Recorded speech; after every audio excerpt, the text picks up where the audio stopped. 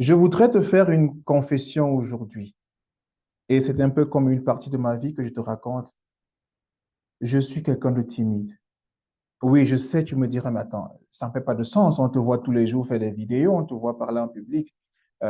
Tu sais probablement que je fais des conférences, j'anime des webinaires. Voilà, je suis conférencier.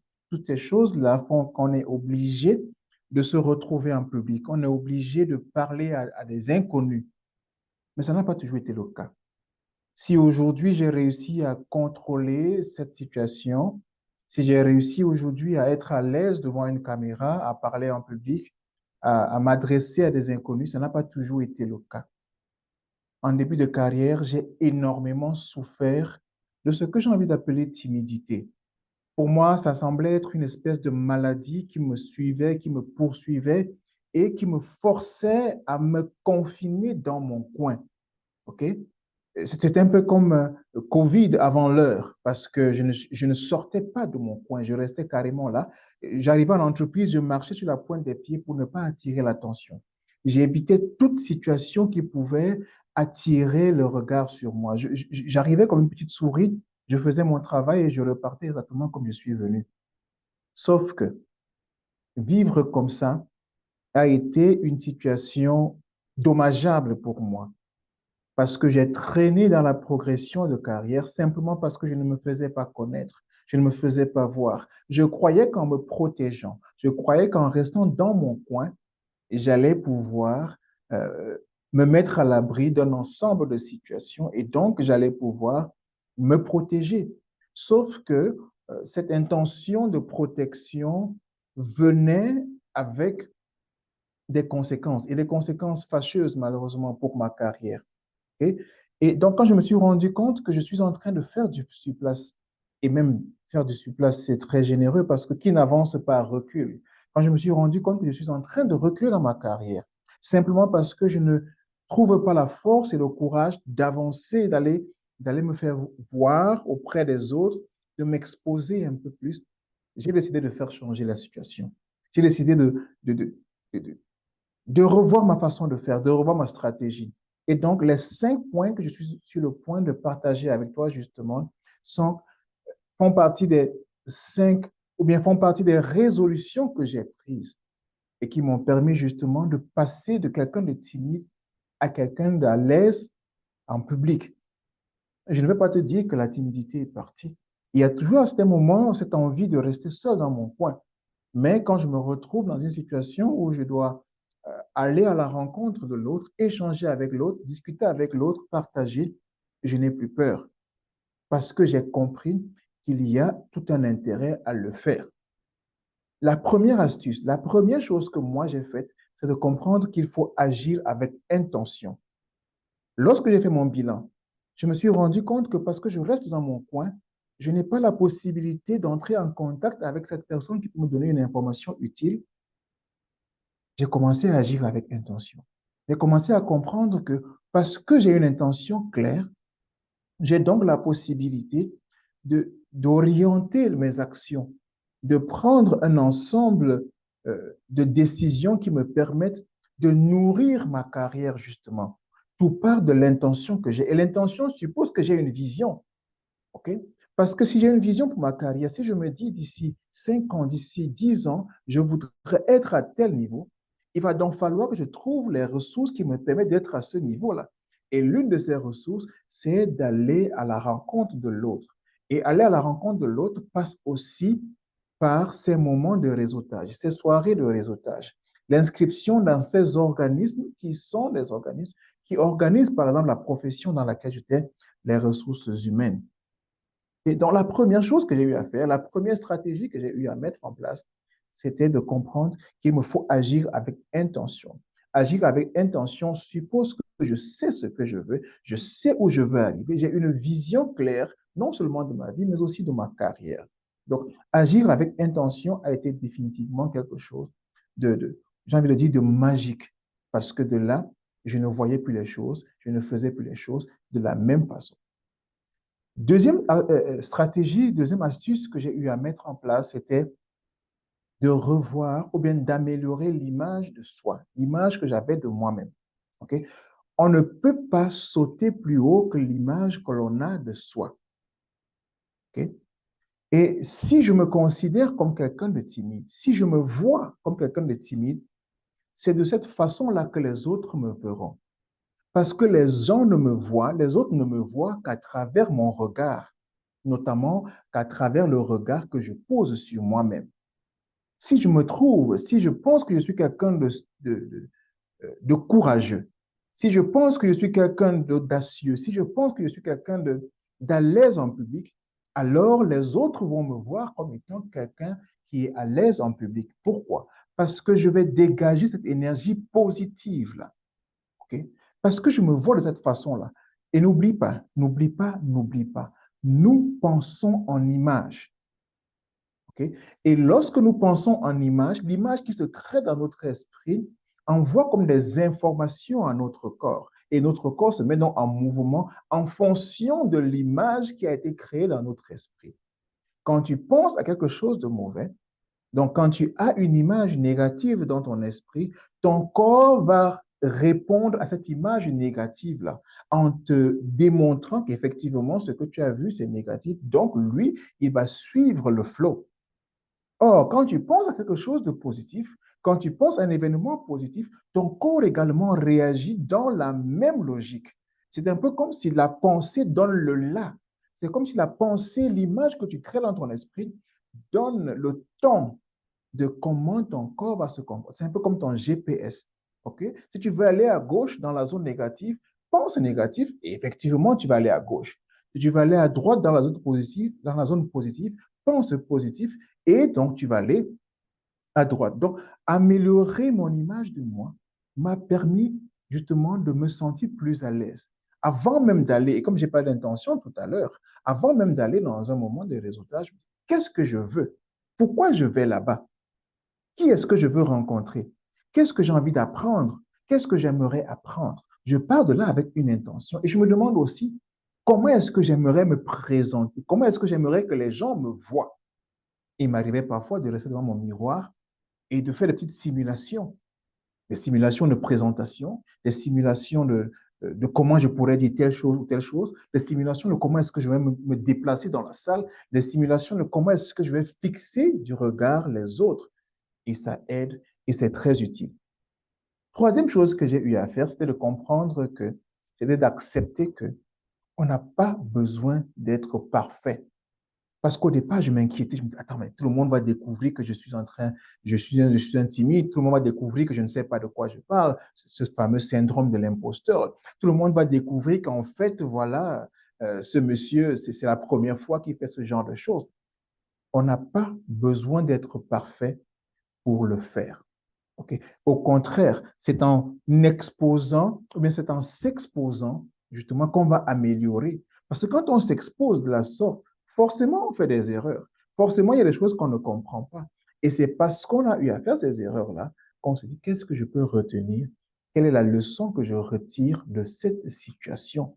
Et c'est une chose que je fais généralement quand je finis un moment de réseautage. Non seulement au début, j'ai une intention, mais à la fin aussi, je fais un petit bilan. Parfois, je le fais par écrit, parfois, je le fais juste mentalement. Je m'arrête, je me dis, mais je viens de passer 1 heure ou 2 heures ou 3 heures dans tel événement. Qu'est-ce que j'ai appris? Qu'est-ce que j'ai retenu? Et surtout, qu'est-ce que j'ai donné? Parce qu'il ne s'agit pas simplement de recevoir. Les moments de résultat ne sont pas des moments où on va collectionner des cartes de visite. C'est des moments de contribution. Qu'est-ce que j'apporte? Et est-ce que je pose des questions? Parce que la question que je pose peut être une occasion de réponse pour quelqu'un qui attend une réponse pareille depuis, sans même le savoir parfois. Okay? Ma contribution peut justement être la question que je pose. Ce n'est pas forcément que je vais donner quelque chose. Ma contribution peut être l'écoute active lorsque j'ai quelqu'un en face de moi. Il ne s'agit pas de rester silencieux juste pour attendre mon tour et parler, mais il s'agit d'écouter et de donner à l'autre l'impression, et une impression authentique, que ce qu'il dit ou ce qu'elle dit est important. Et donc, l'écoute que tu lui offres est une plateforme que tu lui permets d'utiliser pour valoriser le message que cette personne-là a pour toi. Donc, accepter qu'on n'a pas besoin d'être parfait, ça enlève une espèce de charge sur notre épaule. OK? On se dit, ben, tiens, je vais y aller. Si je ne marche pas aujourd'hui, ce n'est pas grave. Il y aura d'autres occasions où je pourrais davantage faire mieux et grandir dans ce que je suis en train de faire. La quatrième stratégie que j'ai eu à mettre en place, c'était de comprendre que il me faut, et j'en ai un peu parlé tout à l'heure, il me faut tirer des leçons de ce que je fais au quotidien. Parce que très souvent, on fait des choses, il y a des feedbacks qui nous reviennent, mais on ne prend pas la peine d'étudier ces feedbacks-là. Et donc, on commet les mêmes erreurs encore et encore.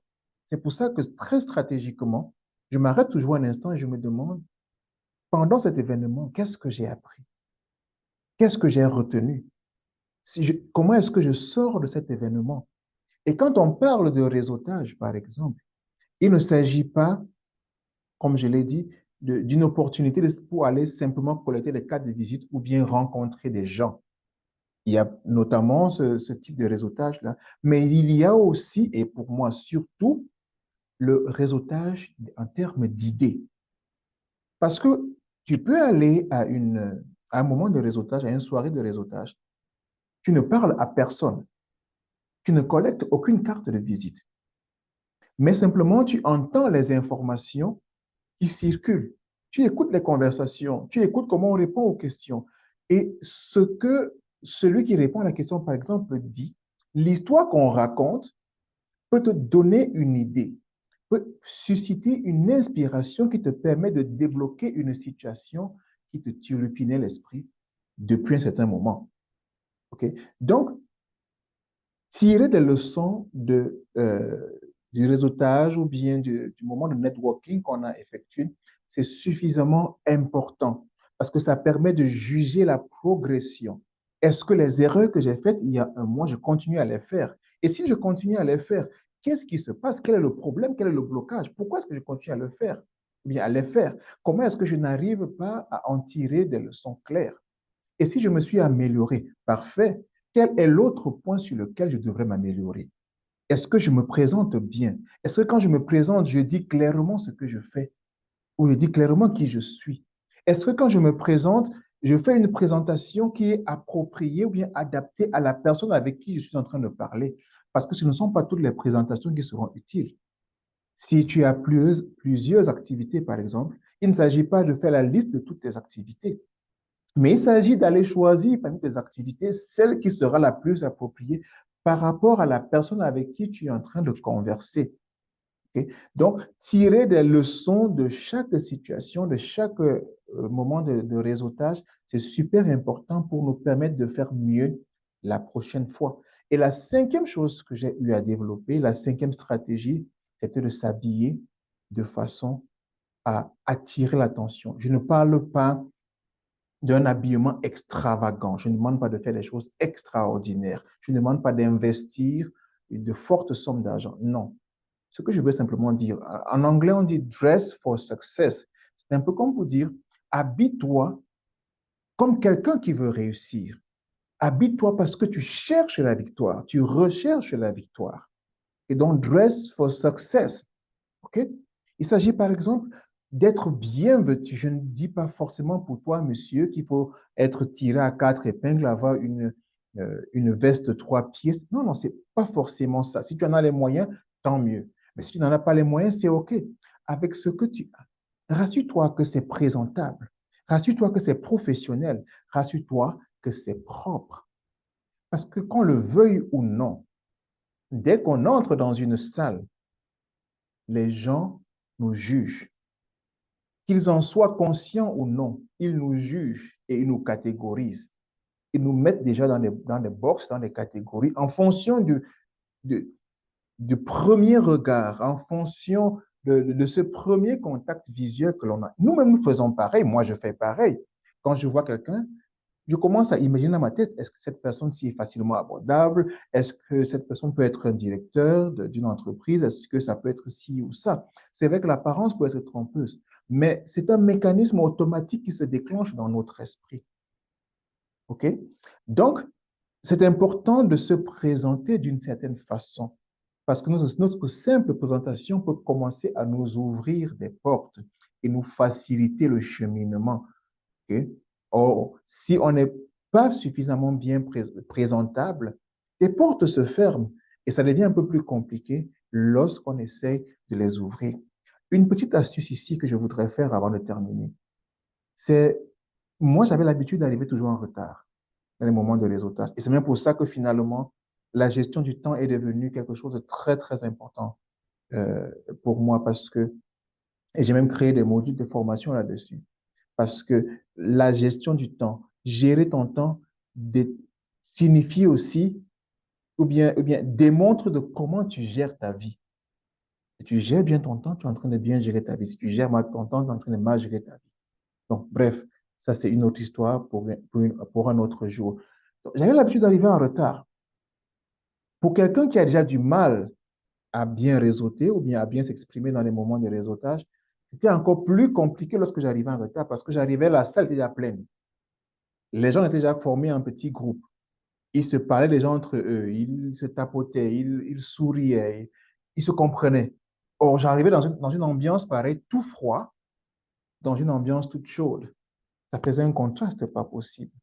Et donc, j'avais du mal à gérer la transition et à entrer dans les conversations parce que je me disais, par exemple, ah, ils sont déjà en train de bien causer entre eux. Si je vais là-bas, je vais probablement euh, perturber un peu leur dynamique. Et donc, davantage, je me retirais. J'ai donc compris qu'une stratégie que je pourrais développer, c'est d'arriver avant. Si c'est prévu pour 17 heures, j'arrive à 16h45. Et quand j'arrive à 16h45, je suis parmi les premières personnes à arriver. Alors, je ne suis plus comme ce calendrier qui est au mur là, parce que je suis arrivé en retard. Et puis, bon, je n'ai pas envie de me déplacer dans la salle et rencontrer les gens et tout. Je reste carrément contre le mur, exactement comme un calendrier. Ce que je fais quand j'arrive plus tôt, je suis parmi les premières personnes à arriver, parce qu'il y a peu de personnes en ce moment-là, le contact est un peu plus facile. OK? Je peux aller vers cette personne un peu plus facilement. Je n'ai pas la même pression, je n'ai pas le même challenge euh, qui essaie de m'écraser. Et quand les autres arrivent, ils me trouvent déjà sur place. Et quand ils me trouvent sur place, c'est beaucoup plus eux qui viennent vers moi. Et s'ils ne viennent pas vers moi, je suis un peu plus à l'aise parce que j'ai déjà des personnes qui sont sur place, qui peuvent m'aider en m'introduisant vers ces nouvelles personnes qui arrivent si elles connaissent ces personnes-là. Ou alors, parce que je me suis un peu exercé avec ces personnes, je suis un peu plus dégagé. Je ne suis plus ce calendrier au mur là. Je suis comme un électron qui se promène dans la salle avec le sourire aux lèvres. Voilà. J'espère que ces 5 astuces, ces 5 stratégies vont te permettre, malgré ta timidité, de t'exprimer librement, avec confort en public. Ça ne vient pas vite. Voilà, je veux dire, ça ne vient pas facilement si on ne pratique pas. Ok. Il faut pratiquer. Il faut pratiquer, il faut pratiquer. Ça va te permettre de prendre la main et de t'exprimer plus librement. Si tu veux te faire connaître, il faut accepter de t'exposer.